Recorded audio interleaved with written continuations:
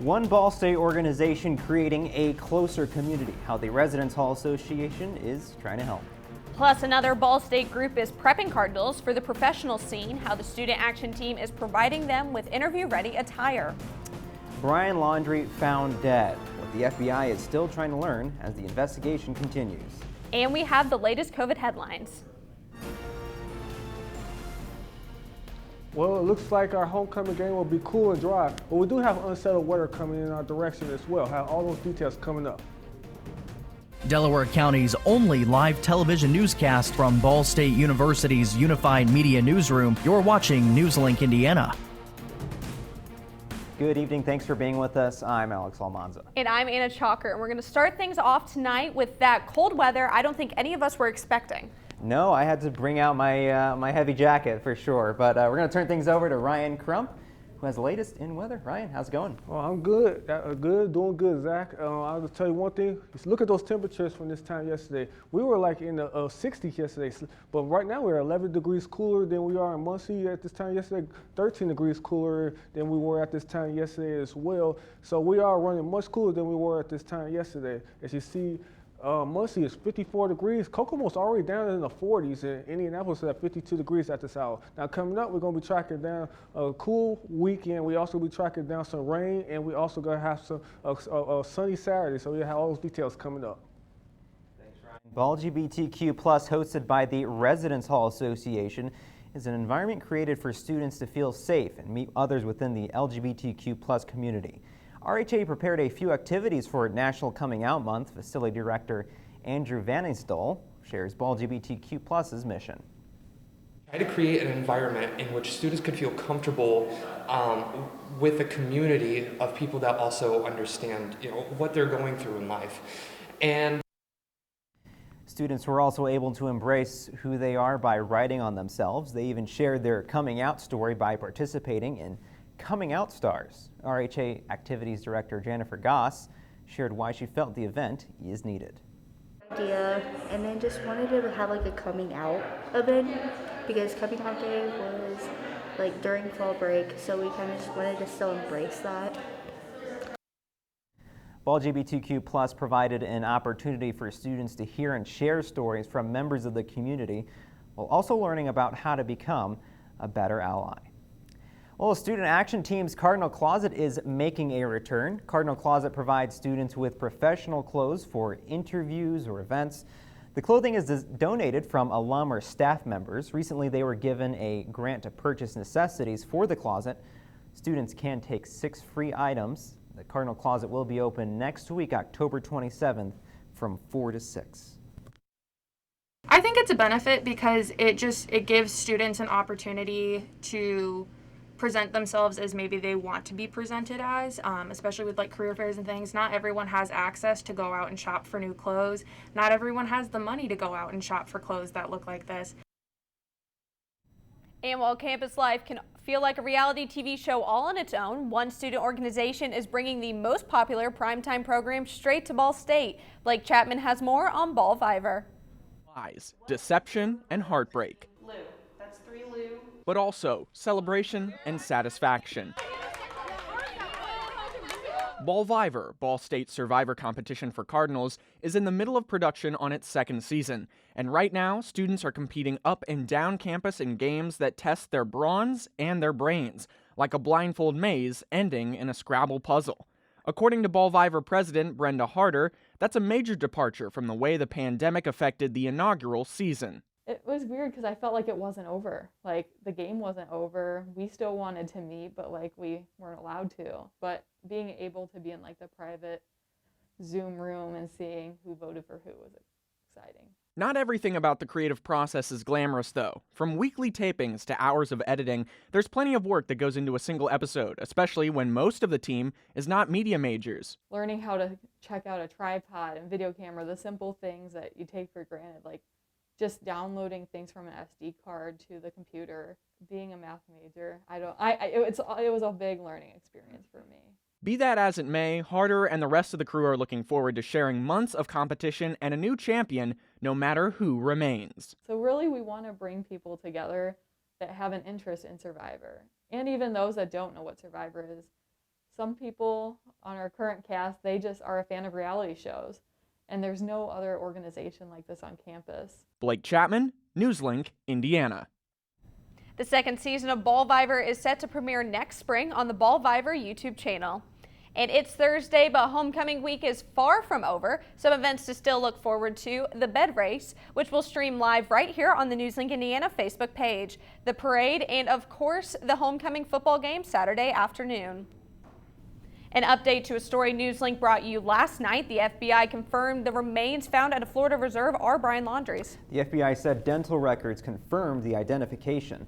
The search for Laundrie stretched over a month as authorities tried to piece together what exactly happened between him and his fiancée Gabby Petito during their road trip through the western U.S. this summer. Her death was ruled a homicide by manual strangulation. Laundrie, who returned by himself to his parents' home in Florida, had refused to talk with investigators before he disappeared on September 13th. He was never charged in Petito's death, although he was indicted for allegedly using 2 financial accounts that did not belong to him in the days following her murder. Laundrie's case of death has not yet been determined. The House has voted to hold Steve Bannon, a longtime ally to former President Donald Trump, in contempt of Congress. Today's vote was 229 to 202. 9 Republicans voted with all 220 Democrats to pass a resolution. The vote is a result of Bannon defying a subpoena to appear before a committee investigating the January 6th Capitol insurrection. It will now be referred to the Justice Department, where U.S. Attorney General Merrick Garland would then make the final decision on whether to prosecute. He spoke to lawmakers ahead of the vote today, saying the DOJ will apply all the facts in the law when considering the Bannon referral. And Texas Attorney General Ken Paxton is asking the U.S. Supreme Court to allow the state's abortion law to remain in effect. Paxton made the request in a brief filed with the court Thursday. The Texas law bars abortions after 6 weeks of pregnancy before most women even know that they're pregnant. A Supreme Court order allowed it to go into effect in September. The Justice Department has asked the court to block the law while legal challenges play out. The court could issue a new order as early as Thursday, but it may wait first for a reply from the government. An update on the Pfizer booster, how those without the Pfizer vaccine could still get it. Plus, parents filing lawsuits against 150 school districts. Find out why after the break.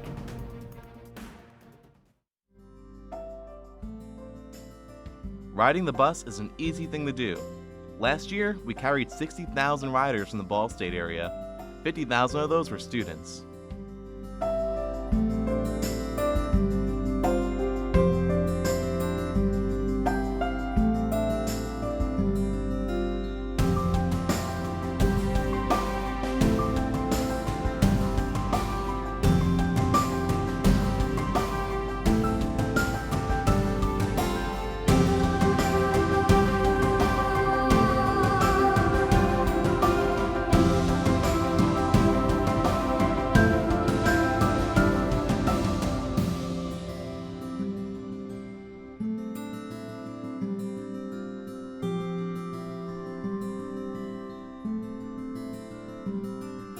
Anywhere you want to go, MITS will take you there.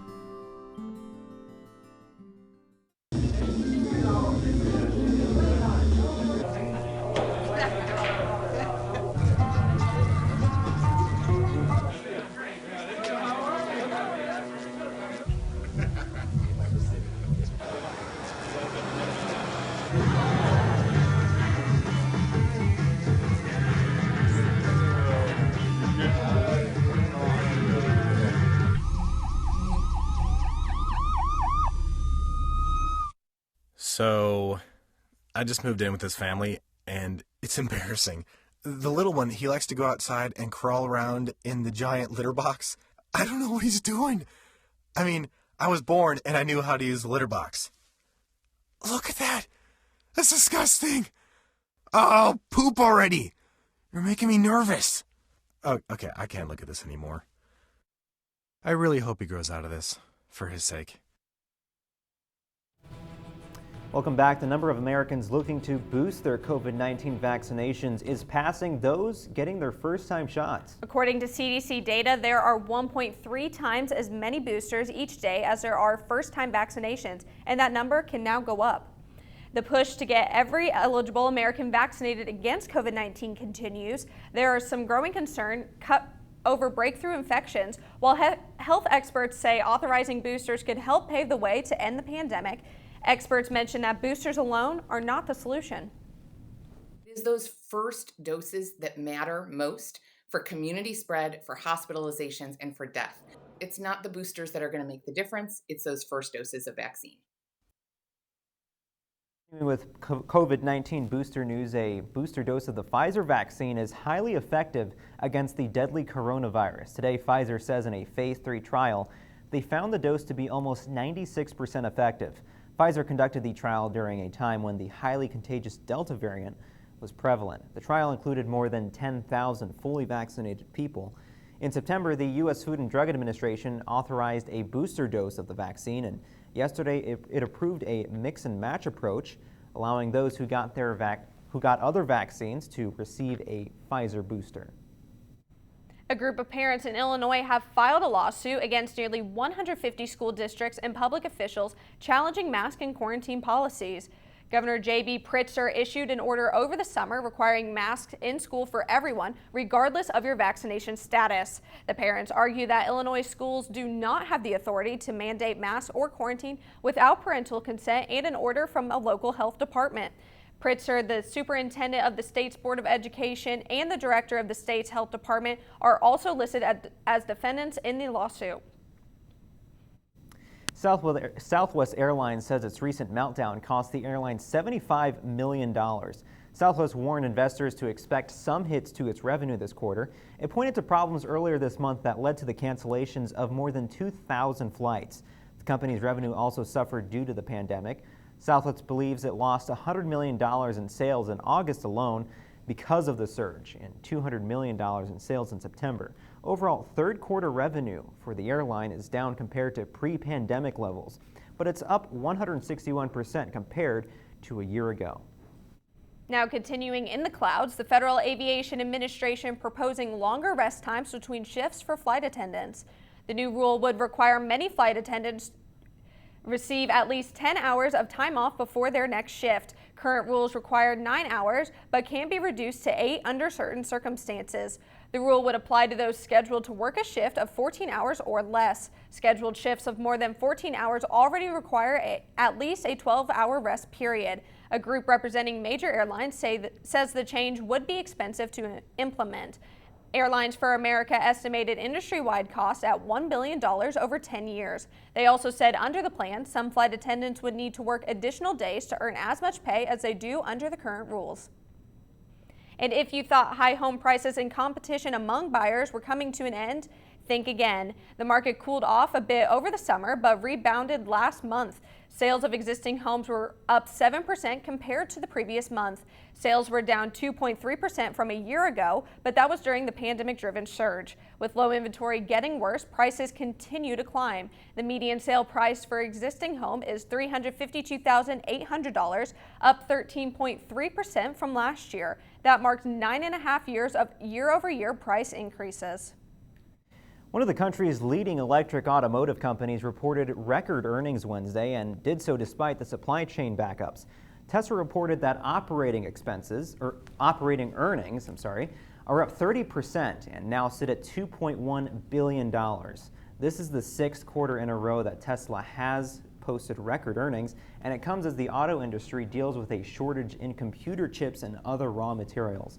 Tesla has warned that it's still experiencing supply problems, and dealing with such issues has been costly and hopefully temporary.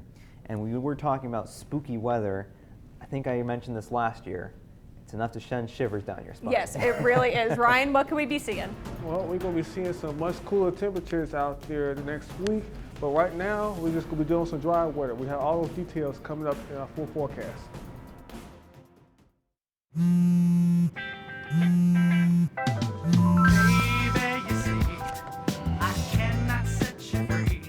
My lonely days are gone. That's why I'm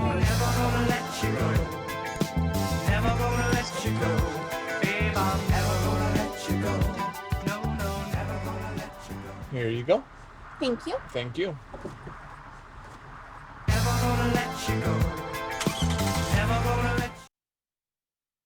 I think it's just vapor with flavor. It won't hurt my kid like cigarettes, right? Vaping is safer than smoking, isn't it? There's really not even that much nicotine in them, right? My kid? My kid knows it's dangerous. Get your head out of the cloud. Today, nearly 8,000 kids will start vaping, maybe even yours. Learn about the dangers at talkaboutvaping.org. Emotes say a lot, but they can't say it all. Think your guildmate is struggling? Try these dialogue options.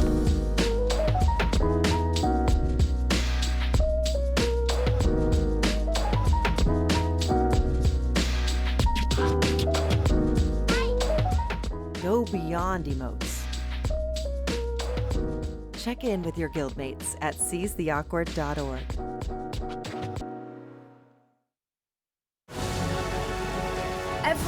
Every day, millions of people are connecting.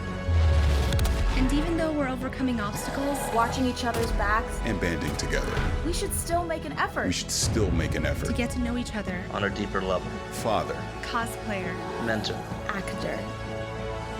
It's time we take a step forward. It's time we take a step forward. Come together and discover how accepting our differences can make us stronger.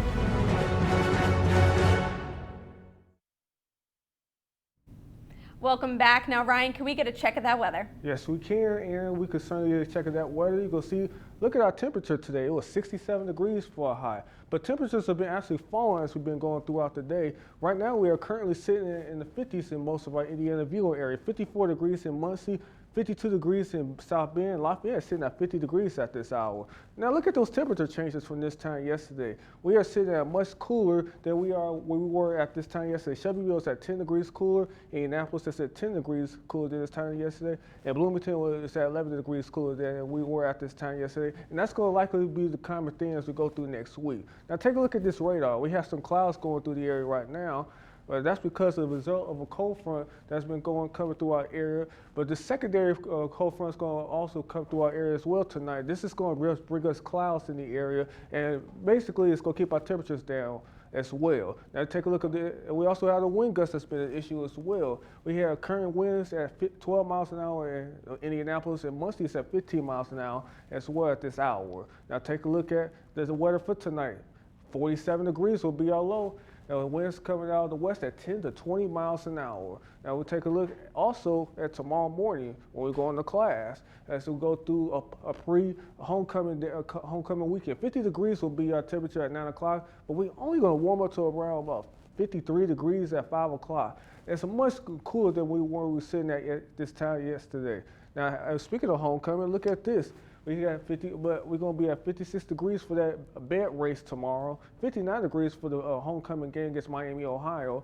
And then this one, the pattern begins to become unsettled as well with 61 degrees on Sunday. And we're going to see that as well as you look at this chart here for the next 5 days. Now, tomorrow we do see that slight chance of rain, but Saturday is our only dry day. And then we see these rain chances also going to be hanging around pretty much most of next week. As you see here on my 7-day forecast here, 55 degrees for a high, only 55, well below average for this time of year. 59 on Saturday, and that's our only dry day that we do have here in the next probably several days as we go forward here. So again, Mother Nature is cooperating with us right now, as you see here with this homecoming game against Miami, Ohio. It should stay at least dry, but we do have those rain chances coming into our area, unsettled pattern coming to our area next week with rain chances almost every single day. So we do have to worry about that as well as we go through next week. And the temperatures will stay in the 60s. We might creep up to about 70 degrees as we go through the end of the week. We might, but that's still a far-fetched out as we go forward. I'm hoping for those 70s. Yes. And the countdown to summer. Yes, you know what I'm not ready for? The 55 degrees tomorrow. I did not expect that to be a high, but Ryan, thank you so much. Oh, no problem. And Zach, what can we be seeing in sports tonight? One Ball State team getting their season underway and another completing the homecoming festivities. Next in sports. Here's your sandwich, miss. Oh, thank you. And your burger. Awesome, thank you. And your bowl of boiling water, sir.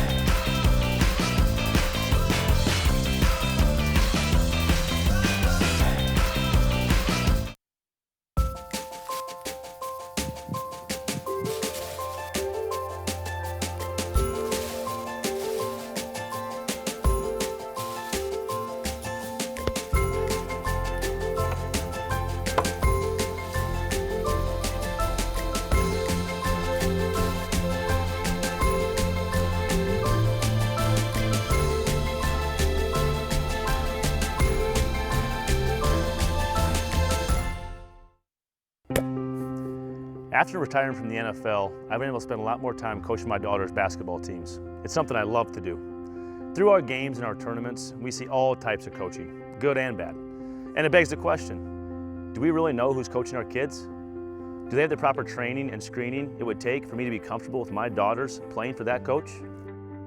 Our Youth Basketball Association made the decision to use trusted coaches to screen and train all of our coaches. I'm a trusted coach. Are you? So if one cat has 4 kittens who reproduce every 6 months, how many cats will there be in 5 years? Who's got it? Is this... What is that?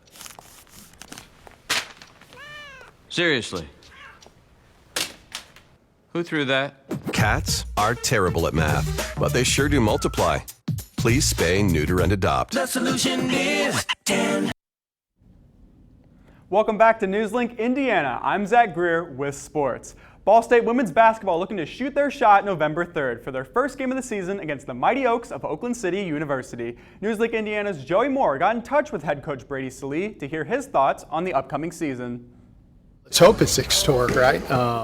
You know, for me, it's the same thing I've been doing for 20 some odd years. It's an exciting time of the year getting going, and as games are coming closer and closer, it's what gets all of our juices flowing. So I'm excited about this team in particular. I think we've got some good pieces. They play hard. They're connected. Those are all good things and things that sometimes are hard to coach. So it's a good sign that we've got them early. Coach Saley's optimism doesn't come without a fair share of reservation. Understanding every strength comes with its own set of weaknesses. I like the depth of this team, and hopefully that can be a strength of ours moving forward. If we can take care of the basketball, I think we'll be able to put points on the board. And now we've got to develop a defensive identity, which we've slowly been working on, and I think it'll come in due time. In Muncie, Joey Moore, NewsLink, Indiana. Women's basketball looking to start off the season on a high note, seeking a first game win. It's homecoming week, which means there's Cardinal football inside Schumann Stadium. Ball State will be hosting Miami of Ohio for the 95th homecoming in the Redbird rivalry. This notable matchup dates back to 1931 when the Cardinals traveled out to Oxford, Ohio for the big game. The rivalry really took flight when Ball State joined the MAC in the 70s. In 2017, the MAC granted the game rivalry status between the two squads. 90 years later, and for the 45th matchup, the two teams meet once again, this time with a little more meaning. Last season, the Cardinals and the Redhawks battled in Week 1, ending in a Miami, Ohio victory 38-31. That loss igniting the Cardinals as they went on to win every single game on from that point, including the MAC Championship and the Arizona Bowl. Now, Ball State will look to reclaim the trophy coming into this one on a 3-game win streak after taking down undefeated Army, Western Michigan, and Eastern Michigan in the previous 3 weeks. This game will wrap up the homecoming festivities with a 3:30 kickoff. Diving on into swim and dive, the Ball State men's and women's swim and dive programs will be hosting their alumni meet tomorrow night. For homecoming week, the swim and dive squads will be participating in an inter-squad meet. Freshmen and seniors will be taking on sophomores and juniors in the events for both men and women in order to sharpen their collective skills for the remainder of the season. Along with the current program members, some alumni are slated to compete. The meet will serve as a tribute to past Cardinals swimmers and divers as alumni. Even if they are not competing, they will come out and view the match. And guys, I know that this event is happening this weekend. Another event that is also very important that's happening this weekend is the homecoming football game. You guys plan on going at all? I plan on going to tailgate. I'm not sure yet about the game, but yes, we'll figure that out. Zach, thank you so much. We have the latest on what's trending. And one final look at weather after the break.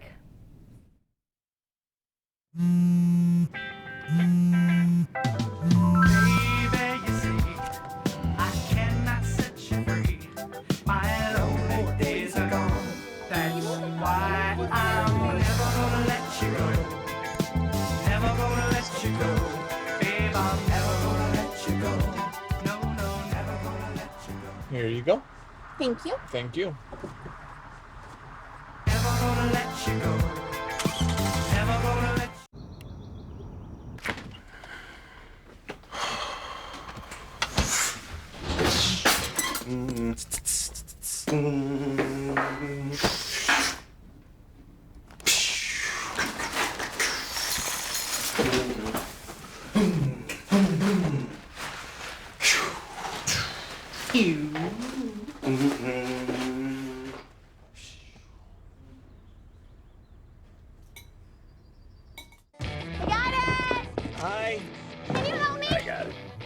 No problem. Just like the rules to surviving Zombieland, there are steps you can take to be prepared for an emergency. It's the right thing to do. Talk with your family to make a plan. Look for safe areas to meet up if separated. And stock up on supplies. It's never too early to get prepared, so start now. Right now? Right now. You can't predict emergencies, but you can be ready. You're welcome, America. Visit ready.gov today to learn more. Jordan knows he shouldn't eat this entire bowl of nachos, but tonight he's earned that right. Because a few hours ago, in the middle of happy hour, he recognized a sign. Not from the gods or a bolt of lightning, but from a double heart, a kissy face, and a fourth ha in ha ha ha. That's when Jordan knew he was buzzed. So when it was time to go, he got a ride home instead of driving. Be a legend like Jordan. Recognize your buzzed warning signs and get a ride home. Buzz driving is drunk driving. Welcome back. Time for us to take a look at what's trending. Joining us now is NewsLink Indiana's Scout Wampler. Scout, what do you got for us? Whitney Houston fans have a lot to look forward to. The Whitney Houston Hologram Concert is set to make its North American debut on the Las Vegas Strip this coming Tuesday. The show is called An Evening with Whitney and includes not only the voice of late Whitney Houston, but a live band with singers and dancers. There will also be never-before-released vocal tracks from the singer. An Evening with Whitney will start with an extended residency at Harrah's Las Vegas. Also, a new biopic about Houston is in the works. It's called I Want to Dance with Somebody, and it's set to star British actress Naomi Ackie. And now Royal Caribbean is offering a 274-night cruise that reaches all 7 continents. The company is calling it the Ultimate World Cruise. It's on the Serenade of the Seas vessel, with a sail date of December 2023. The voyage includes 65 countries and 11 wonders of the world. A single ticket on the voyage starts at $61,000. I don't think I'm going to be on that cruise. Are you guys going to be on that? Well, it strikes me as a little cold. It's going to be taking place in December. Just me. I don't want to. No, it's just going to be cold. It's going to be But maybe for the other half, it might be warm. 63 countries. That is cool. That I would be willing to do that. Now let's cruise on over to weather and get one final check about the cold temperatures coming in. Ryan? We are going to see. I'm not going to want to go on no cruise when it's this chilly here. 50s for highs on tomorrow and Saturday, 61 on Sunday. We have daily rain chances coming into our area pretty much all next week. We might see we might be close to 70 towards the end of the week, but for the most part, we're going to be staying in the 60s as we go through next week with rain chances going on the whole week. So homecoming at least should be good for us. We're going to stay dry at least that one day, but for the most part, we're going to be wet the other day. So an unsettled weather pattern coming for us all next week. So be prepared for that. Yeah, for sure. Well, that's all tonight for NewsLink Indiana. Be sure to join us again tomorrow morning for a very special edition of our sister show, Waking Up with Cardinal Weather. It's their homecoming show, as well as the show's 5th anniversary, so there's a lot. I'm ready. I'll be there. And the homecoming coverage continues back here on NewsLink Indiana as well. Following the midday show, NewsLink Indiana will be live on Riverside Avenue for the 2021 homecoming bed race. But until then, for news anytime, anywhere, go to ballstatedaily.com. Have a great night, everyone.